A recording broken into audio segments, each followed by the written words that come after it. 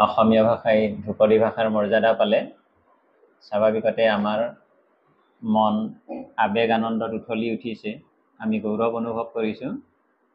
তাৰ লগে লগে কিন্তু ভাষাটোৰ প্ৰতি আমাৰ যি দায়বদ্ধতা আৰু কৰণীয় সি কিন্তু বহু গুণে বৃদ্ধি পালে। এতিয়া ধ্ৰুপদী ভাষা মানে বেলেগ ভাষা নহয়, আমি যিটো অসমীয়া ভাষা বুলি কওঁ সেই ভাষাটোৱেই।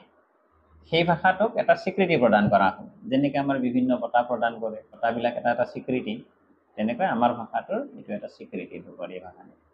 সমগ্ৰ অসমবাসীৰ বাবে এটা সুখবৰ, কাৰণ অসমীয়া ভাষাই লাভ কৰিলে ধ্ৰুপদী ভাষাৰ স্বীকৃতি। 2024 চনৰ 3 অক্টোবৰ তাৰিখে স্বীকৃতি লাভ কৰাৰ পাছৰে পৰা সমগ্ৰ অসমত অনুষ্ঠিত কৰা হৈছে ভাষা গৌৰৱ সপ্তাহ আৰু বিভিন্ন সভা সমিতি। লগতে সামাজিক মাধ্যমসমূহতো বহু চৰ্চিত হৈ পৰিছে এই বিষয়টো। ভিউৱাৰ্ছ, বৰ্তমান মই উপস্থিত আছোঁ ডিব্ৰুগড় জিলাৰ চাবুৱাৰ এখন অগ্ৰণী শিক্ষা প্ৰতিষ্ঠান দাসাদেৱী ৰাচিৱাচিয়া মহাবিদ্যালয়। ধ্ৰুপদী ভাষা কি, ধ্ৰুপদী ভাষাৰ অন্তৰ্ভুক্ত হ'বলৈ ভাষাটোত কি কি গুণাগুণ থাকিব লাগিব, আৰু এই ধ্ৰুপদী অন্তৰ্ভুক্ত হোৱাৰ পাছত আমাৰ কি কি সুবিধা উপলব্ধ হ'ব, আৰু ভাষাটোৰ ওপৰত আমাৰ কি কি কৰণীয় কাম হ'ব, এই আটাইখিনি আজি আমি জানিবলৈ গৈ আছোঁ মহাবিদ্যালয়খনৰ অসমীয়া বিভাগৰ মুৰব্বী অধ্যাপক শ্ৰীযুত কল্যাণ চন্দ্ৰ গোস্বামী ছাৰৰ পৰা। গতিকে পলম নকৰি আহক আমি ভিডিঅ'টোলৈ আগবাঢ়ি যাওঁ। অসমীয়া ভাষাই ধ্ৰুপদী ভাষাৰ মৰ্যাদা লাভ কৰিলে এইটো আমাৰ সমগ্ৰ অসমবাসীৰ কাৰণে, অসমীয়া ভাষী লোকৰ কাৰণে অতি গৌৰৱৰ কাৰণ। অসমীয়া ভাষাই ধ্ৰুপদী ভাষাৰ স্বীকৃতি পোৱা বুলি কোৱাৰ লগে লগে বহুতৰ মনলৈ প্ৰশ্নটো আহে যে ধ্ৰুপদী ভাষা মানে কি? ধ্ৰুপদী ভাষা হ'ল আমাৰ ভাৰত চৰকাৰৰ বা কেন্দ্ৰীয় চৰকাৰৰ সাংস্কৃতিক মন্ত্ৰালয়ৰ দ্বাৰা স্বীকৃত ভাষা। মানে ধ্ৰুপদী ভাষাৰ মৰ্যাদাটো হ'ল ভাষা এটাৰ স্বীকৃতি। এই স্বীকৃতিটো প্ৰদান কৰে আমাৰ ভাৰত চৰকাৰৰ সাংস্কৃতিক মন্ত্ৰণালয়ে। স্বীকৃতি লাভৰ বাবে এটা দীঘলীয়া প্ৰক্ৰিয়া পাৰ হ'ব লগা হয়। তাৰ কাৰণে এটা ভাষাৰ নিৰ্দিষ্ট কেইটামান মানদণ্ড থিৰ কৰা হৈছে। ধ্ৰুপদী ভাষাৰ স্বীকৃতি প্ৰক্ৰিয়াটো কেন্দ্ৰীয় চৰকাৰে আৰম্ভ কৰিছিল 2004 চনতে। তামিল ভাষা হ'ল ভাৰতৰ প্ৰথম স্বীকৃত ধ্ৰুপদী ভাষা। প্ৰথম তামিল ভাষাই স্বীকৃতি লাভ কৰে, দ্বিতীয়তে আমাৰ সংস্কৃত ভাষাই ধ্ৰুপদী ভাষাৰ স্বীকৃতি লাভ কৰে। বহুতৰ এই কথাটোতো ভুল হয়, সংস্কৃত ভাষাই প্ৰথম স্বীকৃত ভাষা বুলি ধাৰণা কৰে। প্ৰথম স্বীকৃত ভাষা কিন্তু তামিল ভাষাহে। তামিল ভাষাই 2004 চনত আৰু সংস্কৃত ভাষাই 2005 চনত স্বীকৃতি লাভ কৰে। ধ্ৰুপদী ভাষা স্বীকৃতি লাভ কৰিবৰ কাৰণে ভাষা এটাৰ কেইটামান মানদণ্ড বা গুণ থিৰ কৰা হৈছে। প্ৰথমটো হ'ল যে ভাষা এটা অতি কমেও 1000 বছৰৰ পৰা 2000 বছৰ পুৰণি হ'ব লাগে। মানদণ্ডবিলাক সময়ে সময়ে অকণমান সলনি হয়। প্ৰথমতে 1000 বছৰ পুৰণি বুলি কোৱা হৈছিলে, পিছত সেই মানদণ্ডটো অকণমান বঢ়াই দি 1500 পৰা 2000 বছৰ থিৰ কৰা হৈছে। দ্বিতীয়তে সেই ভাষাটোৰ সাহিত্য সমৃদ্ধ হ'ব লাগিব। সাহিত্যিক পৰম্পৰা আৰু সাহিত্যিক গুণ এই দুয়োটাতে সেই ভাষাটো সমৃদ্ধ হ'ব লাগে। 3 নম্বৰ কথাটো হ'ল ভাষাটোৰ অলিখিত পৰম্পৰা এটাও থাকিব লাগে। আমি সাধাৰণভাৱে তাক মৌখিক সাহিত্য বুলি কওঁ। লিখিত সাহিত্য সৃষ্টি হোৱাৰ বহুত আগৰ পৰাই ভাষাত মৌখিক সাহিত্যৰ সৃষ্টি হয়। সেই পৰম্পৰাটোও সমৃদ্ধ হ'ব লাগে ভাষাটোৰ। চতুৰ্থতে ভাষাটোৰ যিটো প্ৰাচীন ৰূপ, সেই প্ৰাচীন ৰূপৰ লগত ভাষাটোৰ যিটো আধুনিক ৰূপ, বৰ্তমান চলি থকা যিটো ৰূপ, সেই ৰূপটোৰ পাৰ্থক্য থাকিব লাগে। ভাষা এটা বিকাশ লাভ কৰোঁতে বিভিন্ন পৰ্যায় পায়, ফলত এটা ৰূপৰ লগত আন এটা ৰূপৰ পাৰ্থক্য আহে, সেই পাৰ্থক্যটো স্পষ্ট হ'ব লাগে। এই গুণকেইটাৰ আধাৰতে সাধাৰণতে এটা ভাষা ধ্ৰুপদী ভাষা হিচাপে স্বীকৃতি প্ৰদান কৰা হয়। আমাৰ অসমীয়া ভাষাৰ এই আটাইকেইটা গুণ নিশ্চিতভাৱে আছে, আৰু সেইবাবে অসমীয়া ভাষাই 2024 চনৰ 3 অক্টোবৰত ধ্ৰুপদী ভাষাৰ মৰ্যাদা লাভ কৰিলে। মৰ্যাদা লাভৰ যিটো প্ৰক্ৰিয়া, এই প্ৰক্ৰিয়াটো কিন্তু আমাৰ বহুত আগতে আৰম্ভ হৈছিল। এতিয়া আমাৰ অসম চৰকাৰে সেই কৃতিত্বটো তেওঁলোকৰ বুলি দাবী কৰিব খোজে। অসম সাহিত্য সভায়ো তেখেতসকলৰে কৃতিত্ব বুলি প্ৰতিপন্ন কৰিব খোজে। কিন্তু আচলতে এইটো একক প্ৰচেষ্টাৰ ফল নহয়, এটা সমূহীয়া প্ৰচেষ্টাৰ ফলহে। সমূহীয়া প্ৰচেষ্টাৰ ফল বুলি এইকাৰণে কৈছোঁ, এতিয়ালৈকে আমি পোৱা যিখিনি তথ্য, সেই তথ্যখিনি মতে আমি জানিব পাৰিছোঁ যে 2016 চনতেই প্ৰথম অসমীয়া ভাষাই ধ্ৰুপদী ভাষাৰ স্বীকৃতি পাব লাগে বুলি প্ৰচেষ্টা এটা আৰম্ভ কৰা হৈছিল। এই প্ৰচেষ্টাটো আৰম্ভ কৰিছিল আমাৰ বিশ্বভাৰতী বিশ্ববিদ্যালয়ৰ অসমীয়া বিভাগৰ সহকাৰী অধ্যাপিকা ডক্টৰ সংগীতা শইকীয়াই।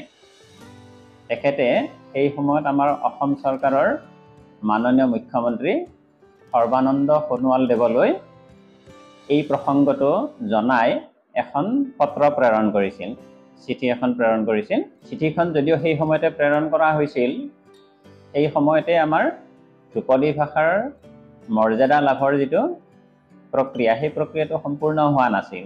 2020 চনত আমাৰ অসম সাহিত্য সভা এই দায়িত্বটো অৰ্পণ কৰা হৈছিল যে অসমীয়া ভাষাটোৱে ধ্ৰুপদী ভাষা মৰ্যাদা পাবৰ বাবে যি প্ৰতিবেদন প্ৰস্তুত কৰিব লাগে, সেই প্ৰতিবেদন তেখেতসকলে প্ৰস্তুত কৰক। তেনেকুৱা এটা প্ৰস্তাৱ অসম সাহিত্য সভাক দিয়া হৈছিল। সেই সময়ত আমাৰ অসম সাহিত্য সভাৰ সভাপতি আছিল আমাৰ শ্ৰদ্ধাৰ কুলধৰ শইকীয়াদেৱ। অসম সাহিত্য সভায়ো আমাৰ নগেন শইকীয়া ছাৰৰ নেতৃত্বত নিজাববীয়াকৈ সেই প্ৰচেষ্টাটো আৰম্ভ কৰিছিল। আৰু ঠিক সেই একে সময়তে 2020 চনতে আমাৰ অসম চৰকাৰেও অসম প্ৰকাশন পৰিষদক এই প্ৰতিবেদন প্ৰস্তুতি সমিতি এখন গঠন কৰিবৰ কাৰণে দায়িত্ব অৰ্পণ কৰিছিল। সেই মৰ্মে অসম প্ৰকাশন পৰিষদে এখন প্ৰতিবেদন প্ৰস্তুতি সমিতি গঠন কৰিছিল। সেই সমিতিখনত অধ্যক্ষৰ দায়িত্ব দিয়া হৈছিলে সুমন্ত চলিহা, সদস্য সচিবৰ দায়িত্ব দিয়া হৈছিলে প্ৰমোদ কলিতা, আৰু সেই সমিতিখনৰ সদস্য আছিল ডক্টৰ ভাস্কৰ জ্যোতি শৰ্মা, ডক্টৰ নমিতা দেৱী আৰু ডক্টৰ মৃদুল বৰদলৈ। এই সমিতিখনেও প্ৰতিবেদন প্ৰস্তুতৰ কাম আগবঢ়াইছিল। তাৰপিছত ভাষিক গুণখিনি থাকিবই লাগিব, লগতে এনেকুৱা বিশেষজ্ঞ সমিতিৰ প্ৰতিবেদনো লাগিব। তাৰ উপৰিও ধ্ৰুপদী ভাষা হিচাপে এটা ভাষাৰ স্বীকৃতি লাভত চৰকাৰী যিটো উদ্যোগ বা প্ৰচেষ্টা, সেই প্ৰচেষ্টাটো অতি প্ৰয়োজনীয়। আমাৰ অসম চৰকাৰেও উদ্যোগ গ্ৰহণ কৰিব লাগিব আৰু লগতে কেন্দ্ৰীয় চৰকাৰেও উদ্যোগ গ্ৰহণ কৰিব লাগিব। আমাৰ অসম সাহিত্য সভাত আমি এতিয়ালৈকে যিখিনি তথ্য পাইছোঁ, সেই তথ্যমতে 2022 চনৰ 19 ছেপ্টেম্বৰত সেই সময়ৰ সৰুপথাৰৰ বিধায়ক বিশ্বজিৎ ফুকন তেখেতে বিধানসভাত এই বিষয়টো উত্থাপন কৰিছিল। 2022 চনৰ 16 ডিচেম্বৰত সাংসদ পবিত্ৰ মাৰ্ঘেৰিটাই ৰাজ্যসভাতো অসমীয়া ভাষাই ধ্ৰুপদী ভাষাৰ মৰ্যাদা লাভ কৰিব লাগে এই প্ৰসংগটো উত্থাপন কৰিছিল। আৰু এনেদৰে নিৰ্দিষ্ট পৰিক্ৰমা এটা অতিক্ৰম কৰাৰ পিছত 2024 চনৰ 3 অক্টোবৰত আমাৰ অসমীয়া ভাষাই ধ্ৰুপদী ভাষাৰ মৰ্যাদা লাভ কৰে।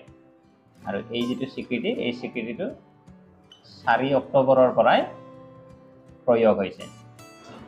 অসমীয়া ভাষাই ধ্ৰুপদী ভাষাৰ মৰ্যাদা পালে স্বাভাৱিকতে আমাৰ মন আৱেগ আনন্দত উঠলি উঠিছে, আমি গৌৰৱ অনুভৱ কৰিছোঁ। তাৰ লগে লগে কিন্তু ভাষাটোৰ প্ৰতি আমাৰ যি দায়বদ্ধতা আৰু কৰণীয়, সি কিন্তু বহু গুণে বৃদ্ধি পালে। এতিয়া আমি আমাৰ ভাষাটোৰ যি বিশুদ্ধতা, সেই বিশুদ্ধতা ৰক্ষাত সকলোৱে যত্নপৰ হ'ব লাগিব। অসমীয়া ভাষাটো শিকাৰ প্ৰতি অন্যভাষী লোকক আমি আগ্ৰহী কৰি তুলিব লাগিব। আৰু অসমীয়া ভাষাই ধ্ৰুপদী ভাষা মৰ্যাদা লাভ কৰাৰ ফলত আমি পাব পৰা যি সুবিধা, এই সুবিধাখিনি গ্ৰহণ কৰিবলৈ যাওঁতে আমাৰ চৰকাৰৰ যথেষ্টখিনি কৰণীয় থাকে। সেই কৰণীয়খিনি চৰকাৰে কিন্তু সঠিকভাৱে ৰূপায়ণ কৰিব লাগিব। তেতিয়াহে অসমীয়া ভাষাই ধ্ৰুপদী ভাষাৰ স্বীকৃতি লাভৰ পৰা হ'ব পৰা যিখিনি লাভ, সেই লাভখিনি আমি লাভ কৰিবলৈ সক্ষম হ'ম, বা তেতিয়াহে আমি উপকৃত হ'ব পাৰিম। অকল ধ্ৰুপদী ভাষাৰ মৰ্যাদা লাভ কৰিলে বুলি ভাষা গৌৰৱ সপ্তাহ পালন কৰি বা সভা সমিতি পাতি আমি উৎসৱ উদযাপন কৰিলেই ধ্ৰুপদী ভাষাৰ স্বীকৃতিয়ে কিন্তু আমাৰ ভাষাটোক বিশেষ লাভান্বিত নকৰে। এইখিনি মোৰ অনুভৱ। মাতৃভাষাৰ প্ৰতি যিটো আন্তৰিক টান, সেই টানটোৰ ক'ৰবাত যেন অকণমান অভাৱ, তেনেকুৱা এটা অনুভৱ হয়। সেই টানটো আমি সকলোৱে অন্তৰত অনুভৱ কৰিব লাগে। আমি অসমীয়া ভাষী এই কথাটো ভাবি আমি গৌৰৱ অনুভৱ কৰিব লাগে। অসমত বিভিন্ন ভাষা কোৱা মানুহ একেলগে আমি সমিল মিলেৰে বাস কৰোঁ। তেখেতসকলেও যাতে আমাৰ ভাষাটো শিকিবলৈ আগ্ৰহী হয়, তাৰ কাৰণে তেখেতসকলৰ লগত আমি যথাসম্ভৱ অসমীয়া ভাষাৰে ভাৱ বিনিময় কৰিব লাগে। তেখেতসকলে ভুলকৈ ক'লেও ভুল হোৱা বুলি নেদেখুৱাই তেনেকৈয়ে তেখেতসকলে যাতে আমাৰ ভাষাটো আয়ত্ব কৰিব পাৰে তাৰ কাৰণে আমি তেখেতসকলক অনুপ্ৰাণিত কৰিব লাগে। তেতিয়াহে আমাৰ ভাষাটোৱে স্বাভাৱিক যি বিকাশ সেই বিকাশ লাভ কৰিবলৈ সক্ষম হ'ব। চৰকাৰৰ ফালৰ পৰা 3টা লাভৰ কথা কোৱা হয় বিশেষভাৱে। প্ৰথমটো হ'ল যে প্ৰতি বছৰে আমাৰ অসমীয়া ভাষাৰ যিসকল পণ্ডিত তেখেতসকলৰ কাৰণে 2টা আন্তঃৰাষ্ট্ৰীয় বঁটাৰ ব্যৱস্থা কৰা হ'ব, আন্তঃৰাষ্ট্ৰীয় পুৰস্কাৰ। দ্বিতীয় কথাটো হ'ল অসমত এটা অসমীয়া ভাষাৰ খুব উচ্চ মানদণ্ডৰ অধ্যয়ন কেন্দ্ৰ স্থাপন হ'ব। সেই অধ্যয়ন ক্ষেত্ৰত বেলেগ বেলেগ স্থানৰ যিসকল আগ্ৰহী গৱেষক তেওঁলোকে আমাৰ অসমীয়া ভাষাটোৰ বিষয়ে অধ্যয়নৰ সুবিধা পাব। 3 নম্বৰ সুবিধাটো হ'ল আমাৰ যিবোৰ কেন্দ্ৰীয় বিশ্ববিদ্যালয় আছে বা অসমৰ বাহিৰৰ যিসকল বিশ্ববিদ্যালয় আছে সেইবোৰত অসমীয়া ভাষাৰ সংৰক্ষিত আসন থাকিব। এই গোটেইখিনি কৰণীয় দায়িত্বটো আচলতে চৰকাৰৰ থাকে। এতিয়া চৰকাৰে এই কামখিনি কি ধৰণে সম্পাদন কৰে তাৰ ওপৰতে আমি পাব পৰা এই লাভখিনি নিৰ্ভৰ কৰিব। সাংবিধানিকভাৱে স্বীকৃতিৰ সমান্তৰালকৈ বৌদ্ধিক উত্তৰণৰ মাজেৰে ভাষাটো কেনেকৈ অধিক সমৃদ্ধ কৰি তুলিব পাৰি সেইটোৱে হ'ব ভৱিষ্যতৰ কৰণীয়। সৃষ্টিমূলক ৰচনা গৱেষণা আদিৰ জৰিয়তে বিশ্বত ভাষাটোৰ মৰ্যাদা প্ৰতিষ্ঠাৰ বাবে এটা নতুন বাট মুকলি কৰা হ'ল। এই স্বীকৃতিয়ে আজি অসমীয়া জাতিটোক দিয়া উৎসাহ প্ৰেৰণাই অসমীয়াৰ মনত জাতীয়তাবাদৰ ভেটি সুদৃঢ় কৰি তুলিব বুলি আশা কৰিব পাৰি। এই স্বীকৃতিৰ সমান্তৰালকৈ অসমীয়া ভাষাই ইউনিকোডতো স্বকীয় ভাষা হিচাপে স্বীকৃত হোৱাৰ দাবীয়ে নিশ্চয় গুৰুত্ব লাভ কৰিব। ভিউৱাৰ্ছ, আজিৰ ভিডিঅ'টো ইমানেই আছিল। ভিডিঅ'টো চাই কেনে পালে কমেণ্ট বক্সত নিশ্চয় জনাব। লগতে লাইক, শ্বেয়াৰ আৰু চেনেলটো ছাবস্ক্ৰাইব কৰি দিবলৈ নাপাহৰিব।